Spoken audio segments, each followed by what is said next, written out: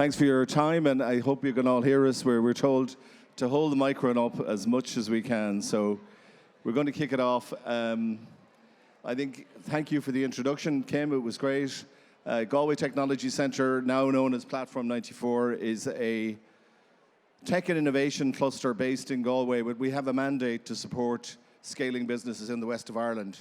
I suppose what we do is a concierge service. Essentially, we help companies navigate that growing journey. We provide mentorship, knowledge, network, and support. And my job and the team that I have is to help people to navigate, connect, and essentially to build export sales and ability to grow their business from the level they're at. I'm going to let each of the panel members introduce themselves and maybe kick it off with Brenda. Great, thanks, Ollie.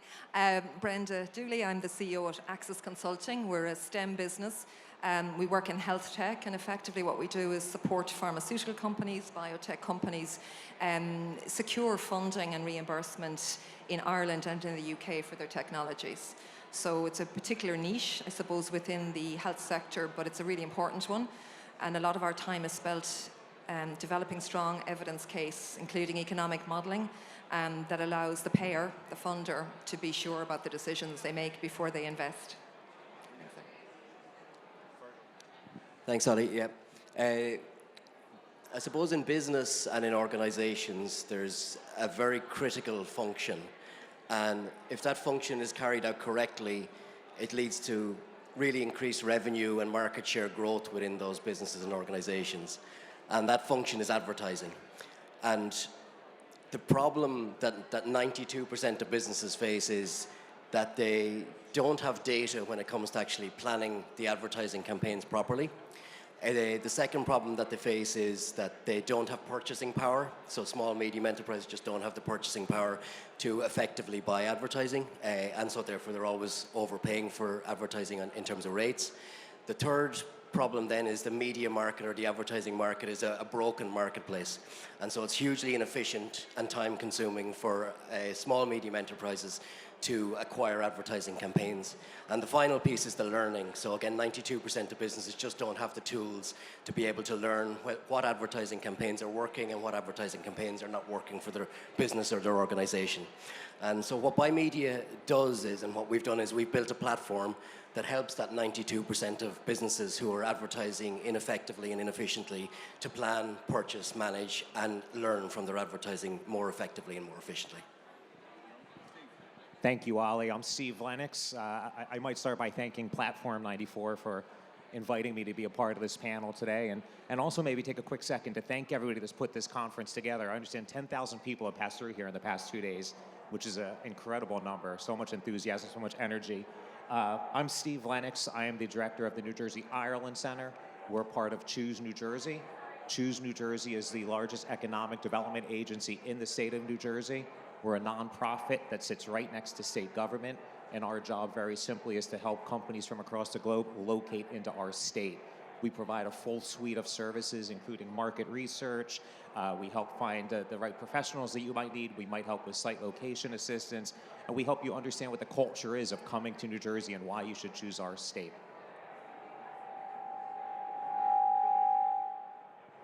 Hello, Dave Silke is my name.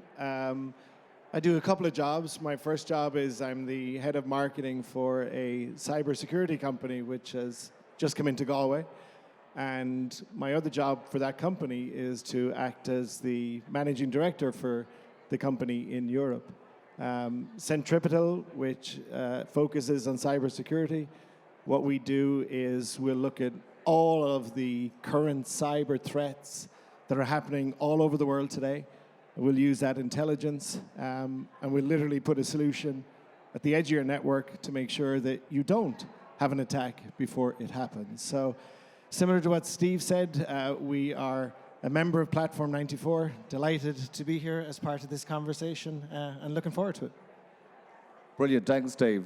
And I'm going to kick it off, I suppose. One of the things I want to try and do today is make this conversational. So I don't intend to have a series of questions that I hop from one to the other. And I hope some of the guys in the audience will challenge me and challenge other members of the panel. But the first question I have really is kind of a generic one. It's about what are the challenges you face. And I started out by talking about the need to grow business and grow expert sales. But what are the other challenges? Maybe starting with you, Dave, since you have the microphone. My background, first of all, was completely not startup up until a year ago. It was multinational, working for companies like Nortel and Juniper and Mitel, and it was a completely different world. And then 9 months ago, I was asked to, hey, come into Galway and set up a new cybersecurity technology company in Europe, penetrate the Irish market, then do the UK market, and then, by the way, do Europe. And it's an impossible task. So the challenges that we face, the first challenge is just being pragmatic with yourself on what you can do in a short amount of time. And we'll talk about this later on. The most important thing you can do is just focus on an ecosystem or area where you can have initial success, because otherwise you'll just drown in all of the challenges that you do face. So I would leave it at that, Ollie. I would say the greatest challenge right from the beginning is being very specific on where you can get quick success, which is going to allow you to expand on that. Yeah, Ollie, I think for us, one of the big challenges from going from kind of a startup to a scale-up business and then looking at international markets is how do you actually do that practically? You know, how do you look at a UK or a US or a Japanese market, and how do you say, like, how do we get into that market?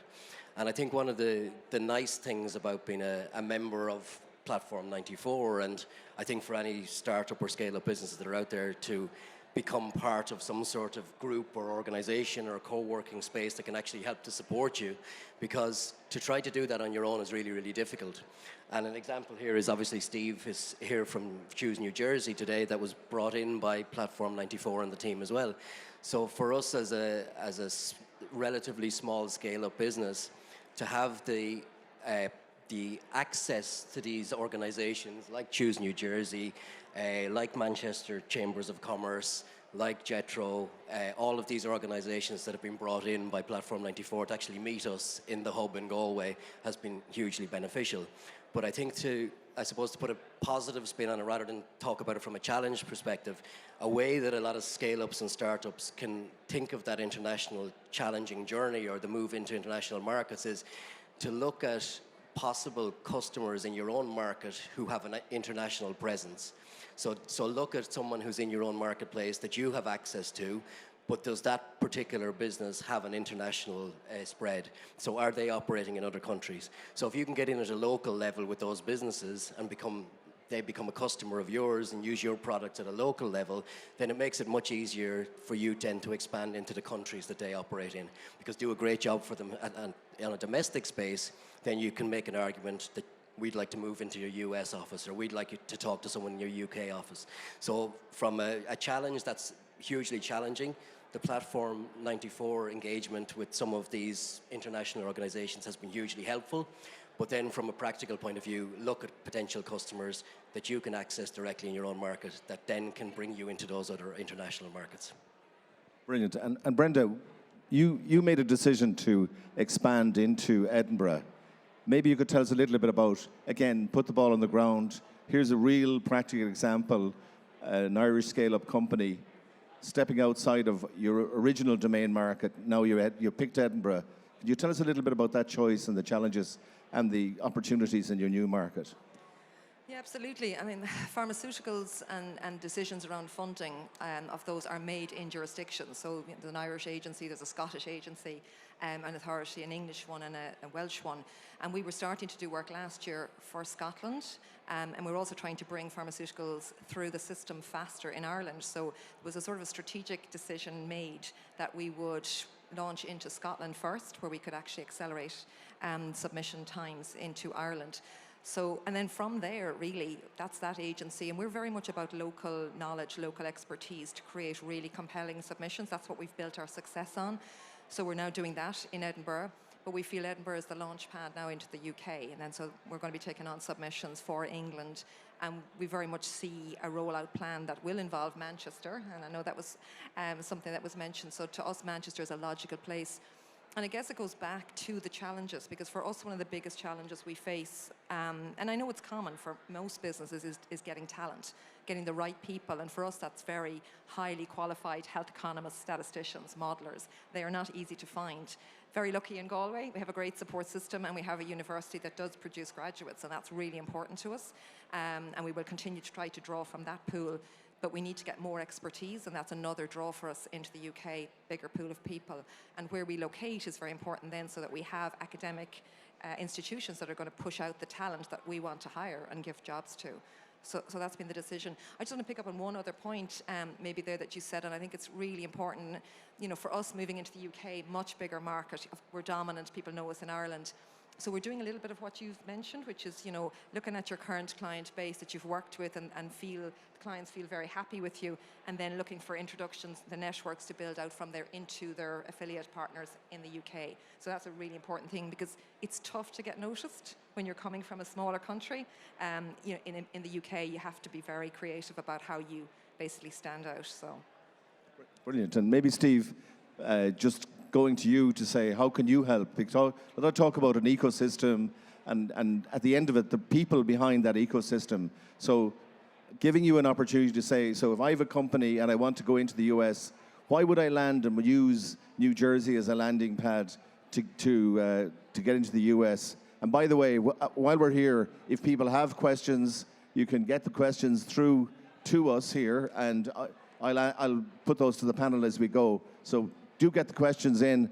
Steve, back to you. Yep, thank you, Ollie. As you've learned over the past week, I could talk about New Jersey all day long, but I won't do that because I know we're down to 22 minutes. But our job at Choose New Jersey is really to help these companies mitigate some of these challenges that my counterparts here just mentioned. When we're talking about is the market there for our company to come into New Jersey, we just did a ton of research there for Fergal's company, let him know, yes, the clients that they're looking for are right there in New Jersey. When we talk about the talent, we work very closely with our universities in New Jersey to make sure that they're training the sort of students and the staff of today or of the future that these companies are going to need to grow. We're trying to give these companies a soft landing pad. You used the word concierge service before. We use the same language. We try to be sort of that full service, one-stop shop. So when you're coming into the United States, we can show you New Jersey is the best place to be. I can get into our location, I can get into our talent, I can get into our values. There's a whole lot of great reasons to come to New Jersey, and I won't take up all the time now, but very happy to chat with everybody afterwards and talk to them about that more.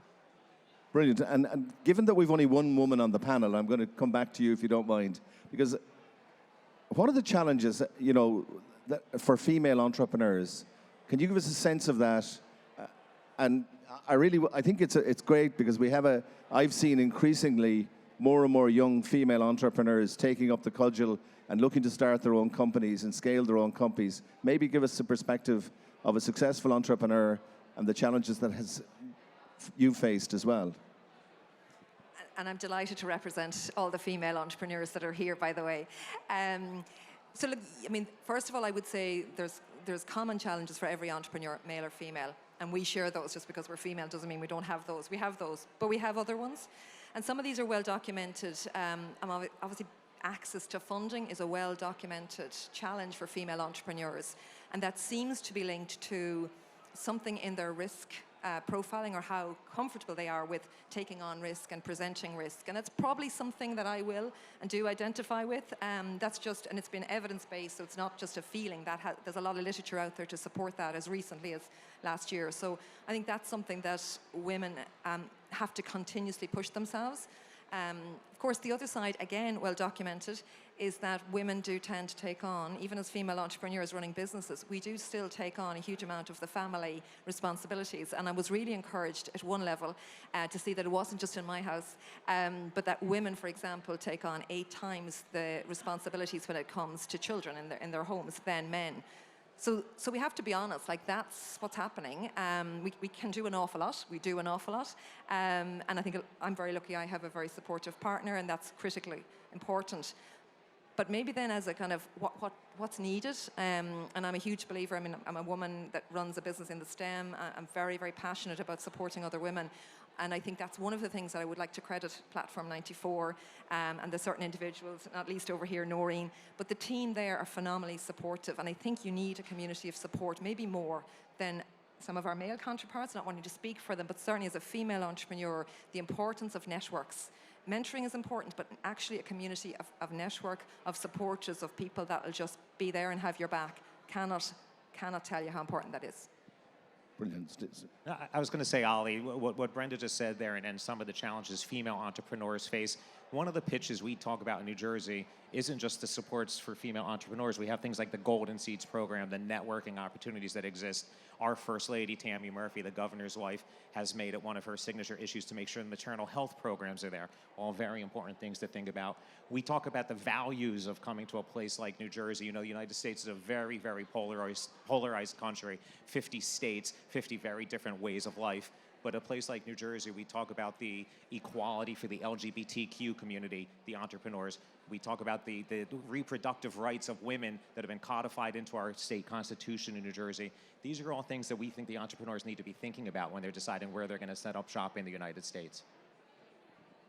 And I also think, given that we've opened the door to kind of challenges, right, and particularly, say, diversity challenges, but again, coming back to picking a new market and saying, I want to get into that market, what have we advice for scaling in, decisions about where to go, and then what are the first steps? Maybe Dave, Dave and Fergal, if you maybe, and the others jump in as it needs to be.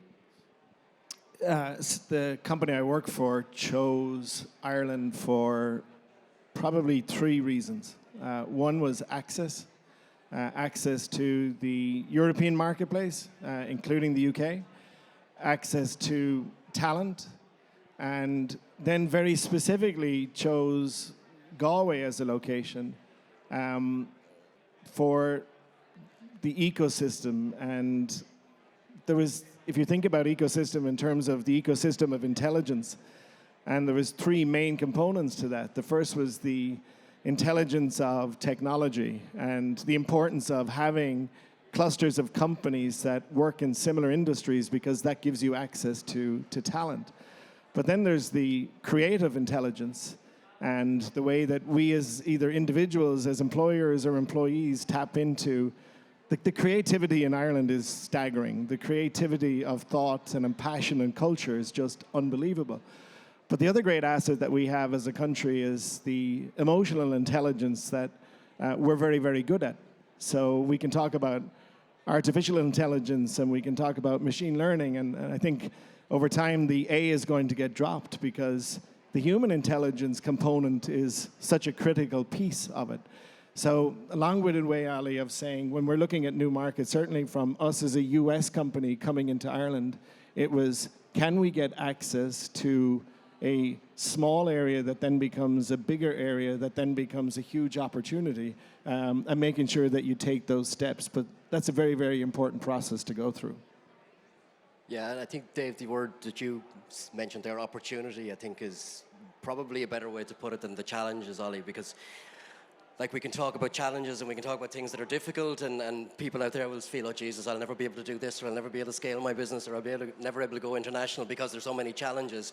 But actually there's huge amount of opportunities, and like we're all businesses, relatively small scale-up businesses that are working out of a relatively small hub in Galway in the west of Ireland, and yet we have an international presence and we have customers that we're trading with internationally. And we've created the opportunity with the help of the guys in Platform 94, from a hiring of talent, retaining of talent, finding international markets, finding customers. Like I would even say the guys in Platform 94 have been really good at like introducing us to potential clients and partners. So again, I think you can dwell probably a bit too much on the challenge part of it, but there's so much opportunity.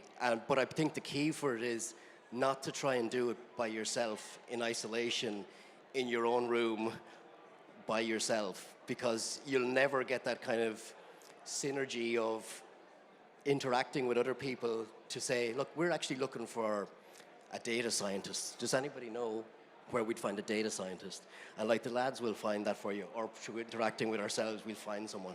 Or does anybody know a customer or somebody that's in that client base? You find all those opportunities by being involved in something like Platform 94 or any other local hub that the business is out there involved in. So again, I'd encourage maybe for us not to focus so much on all the difficult bits, because we all know that piece of it, but it's more about what opportunities come out of being involved in a hub, being involved in these networks together, where we can actually build opportunities for each other and help each other out. Could I just add one other thing? I mentioned I came from I was institutionalized in a multinational world for a long time, and then had to walk into a startup world. And the one thing I've rediscovered over the last year, is a very important thing, which is to ask. To ask for help, to ask the people who've gone on a journey that you're about to, what have they seen and what have they done? And it's amazing when you're sitting in a corporate world how you end up not asking the question because you spend half your time trying to avoid the answer, versus in a startup world in technology, you have to rediscover how to ask. And I think that's an important lesson, certainly, that we've picked up on over the last year or so. I've gotten a lot of questions in the past few months as I've been doing this job about when companies should start thinking about scaling. And that's exactly it there. Ask the questions immediately. I'm actually based here in Ireland about half of my time, so we like to talk about offering that local support here in Ireland before we've even left the ground. I like the fact that we moved the conversation to opportunities as opposed to challenges. And again, I'll talk about some of the opportunities that come with coming into New Jersey, which is a marketplace of 9 million people right in our state, and access to another 38 million people in a 2-hour drive. It's the opportunity to access Newark Airport and a 5 or 6 hour flight back here to Ireland. It's the opportunity to access the busiest port in the country. It's an opportunity to access a K-12 education system that is the best in the country, a secondary education system that can't be beat, and flows from Princeton University, which most of you have probably heard of, all the way down to our county colleges and training colleges. There's so much opportunity in New Jersey. We tend to look at the big cities around the country, but I'm really hoping that as we think about opportunities, you think about our state. Brilliant. And thank you for picking me up on my challenge versus opportunity. And I suppose what I wanted to get to is, because I think they're two sides of the same coin. I think you can call it challenge, you can call it opportunity, and I think the optimist and certainly the entrepreneur will see the opportunity first. So when you've identified the opportunity and you go to make that first step, and say whether it's opening an office in Edinburgh or New Jersey or Manchester or whatever, what do you need to do? Do you need a legal entity? What are the things? Are there helps there for you? Certainly, we look to try to make the right connections for you, but you've got to go through, investigate, work it out, and then make the first steps. So maybe, given that you've done it recently, Brenda, you might just say, what are the opportunities and obstacles that you've had to overcome, and and did it take you long, and did you get support? Yeah, so I suppose it's back to using your network. And we certainly had to do some of that to understand, even how to set up the office and have that presence in Edinburgh. We're very lucky we've had support locally, and the LEOs have been fantastic to us, and we've just migrated or been promoted, I'm not sure what the right word is, into being a client of Enterprise Ireland, and we're on that journey now of discovery with them in terms of what supports they'll be able to give us, and I must say they've been extraordinarily helpful in that journey, because let's face it, you're starting off, you don't know yet. You have to find it out, and you have to allow yourself time to do the research, to talk to the right people, to make a few mistakes, and to realize that that's part of your journey, and that's okay. So I think, for us, it hasn't been a hugely costly investment yet, but that's because we're just about to start on a pretty intensive recruitment campaign. We've big plans. We've 10 employees at the minute, 8 associates, and we're going to take that up to 22 full-time employments in about the next 18 months. So we have a very rapid period of growth now planned, so it's going to be big investment made in people to do that. And yeah, that's it is challenging. I'm a big believer in the glass bin half full, but I'm also a woman who's able to balance my risk and see that this is not going to be easy. And so we are spending a lot of time and supported by Caroline as well, who's here today, just to really try to identify what do we need to do next and then move forward rather than suddenly just rushing in at 100 miles an hour. So I would say the talking, the networking, and then reaching out to see what supports are available. We've also tried to do that in Scotland, and again, it's only when you start to do that you realise just how lucky we are in Ireland with the ecosystem and the amount of supports that are available. They're not available as readily or as accessible in the UK or even in Scotland, but there are lots of people willing to help you. So even if it's not maybe a financial investment, I have personally found a huge amount of support and excitement. Scottish Enterprise, for example, have been brilliant. I've been at multiple Scottish events. Anytime there's anything on, I'm invited along, and that's because they want to support us. But equally, Scottish Enterprise want to talk to Platform 94 about bringing businesses over here. So it's a two-way, and then it works. And I'm going to come to Fergal if I could for a moment, because again, we're talking about people scaling business. Fergal's business has scaled from 200,000 to 10 million in a relatively short period of time. So that opportunity, you obviously see the opportunity as well. Are there other areas where you have to be aware, people, access to talent, retaining talent? Are they opportunities or challenges that you'd like to share a little bit of wisdom on? Yeah, both job challenges and opportunities. And again, just in terms of the scaling journey, it's probably when you talk about that, and maybe some of the businesses that are out there will go like, how would you even get from there to there, from 50x revenue in the space of 3 to 4 years? And again, it's a bit like the old thing about how do you eat an elephant? Well, you just do one bite at a time. And so for us, it's like, one customer in one market will maybe lead into another customer in that market. One partner in a market or a certain industry will lead into another partner in an industry or a market. So it's all about we talk about in technology about minimum viable products, but what's the minimum viable product in terms of that market that you can get into? So that's the first step I would take for anyone that's looking at getting into looking at a big market like the US. As Steve said, you've got New Jersey there with 9 million people. Like, that's almost twice the size of the Irish population in a relatively small geographic area that is potentially 9 million customers. So, like, you can take these small chunks off the big elephant that looks like it's a huge challenge, but it's actually really easy once you kind of break it down into smaller parts. And on the hiring and retention piece, again, we're likewise with Brenda going through kind of a very fast acceleration of both the business from a revenue perspective, but also from a team perspective. And that is challenging. And probably one of the major challenges that we have at the moment is that the housing piece. It's not about we've got office space in Platform 94 where we're expanding the office space. But do we have the housing if we're bringing in more people to actually live in the area? And that's the challenge. Like, I know a couple of our staff have difficulty finding housing in Galway, and there's some of the staff in Dublin who obviously have challenges, even more challenges there in terms of levels of rent, ability to buy houses, etc. So that's hugely challenging. But that's a macro problem that we're probably not going to solve. But again, it's having the help and the support of an organisation like Platform 94 or your own co-working space or your own organisations. We're an Enterprise Ireland client as well. And Enterprise Ireland, I think, have like 37 offices around the world where you can literally go and access their development advisors for those particular markets. They've done a huge amount of research in those markets already, so you have that information available to you to find out, is it worth even approaching that market or not? And they can help with hiring and talent in those particular countries as well. So again, it's about taking those little small bites, and it's also about, as Brenda said, using the network of people that you have around you that can give you access to talent, customers, office space, whatever you need in the countries or the areas you're trying to move into. So I summarize it: sell it first, deliver it, cut an invoice, collect the cash, and the rest of it's marketing. Exactly. All right. I was asked once, Ollie, what's the biggest challenge of an entrepreneur?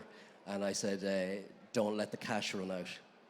Don't let? The cash run out. Okay, brilliant. And I, in keeping with not letting the cash run out and in making the first, so have you any freebies today, Steve? Could you promise if we have the first company that comes forward is going to get support? Because what I want to see, I suppose, is our first company landed in New Jersey? Because I think it's like chain migration. If we get one company to go to New Jersey and they're supported and successful and they get some business over there, I think you'll get a second. But you need to prove it. Not to refute a good story, Ollie, but we do have other Irish companies in New Jersey already. We have Kerry Group, we have Apple Green, we have over 250 other companies from across the world. But our services are all free. I know we're joking a little bit here, but first pizza's on me if you come to New Jersey. How about that? What I actually want to do, if I could, and this is a suggestion to people that are in the audience to come forward, is I'd like to see that we'd host an event in New Jersey where we get if there's enough interest, we get maybe half a dozen companies to rub their hand and say, we'd go on a roadshow to come to you, and then try to get from that we land the first one. And pizza aside, I think that's the kind of thing we should be looking to try and do. Given that we've lots of scaling and young companies here, we need to try and get some tangible target out of them. Get a few people to put up their hands and say, hey, I'll come on that trip. We would welcome those companies tomorrow if they're willing to come. We'll put together an itinerary. We'll roll out the red carpet for you guys. Come on over anytime. I said it, we got Newark Airport, 7 flights a day, very easy to access. I've got a spare bedroom if that's what it takes. You're all very, very welcome to New Jersey. Okay, Steve, steady on now, right? Dave, how about yourself? Because we're coming kind of the last 3 minutes of the audience time, and I look, for me, it's been really important and interactive. So, last word in terms of scaling. What's the one thing you're going to ask us to take away from today? What's the one thing you could say I'm going to do in the next 90 days? I'm going to keep asking.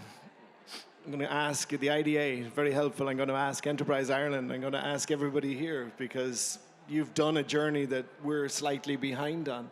And no matter what you hear over the next couple of days, ask. It's the single most important thing, because I think we've kind of forgotten how to do that. So that's what I'm going to do. I'm going to ask.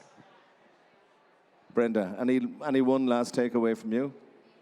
I think it's aligned. It's just to reach out, get talking, find the people that can help you, and they will. I mean, Ireland is phenomenally supportive as a community, and I think you've observed that. So let's maximise that. Okay, well done. Fergal, I'm going to give you the opportunity to close this out here. You've been really successful, 50-time revenue growth. What's your one takeaway? What are you going to do in the next 90 days that's going to win that next customer? It's about, I think, the support network around you. You know, you can't go through this journey on your own. And even if you have like a talented team, which we do, you know, internally within the business, you need external networks around you as well.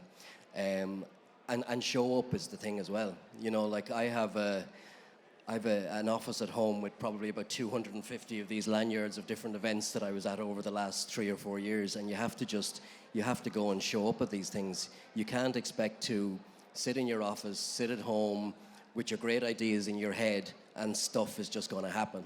You actually just have to execute. You have to be able to execute on what you're saying as well. It's great to have ideas, it's great to have talent, but unless you actually go out and do something about it, they'll remain ideas in your own head.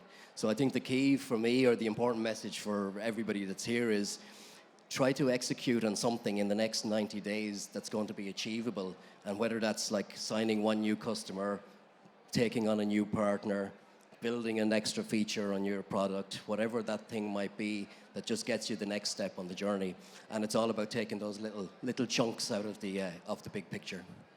Brilliant. And we're coming up to the 1 minute mark, and I'm trying to make sure that we didn't have any questions. And I really want to, I suppose there's an ask of me to you as an audience. One of the things I've found coming to events like this is everyone gets the lanyard, everyone goes around, they pick up the free goodies. Have you walked away with someone that you say, I really think I could learn from him or her? I really think they could help me to win my next piece of business?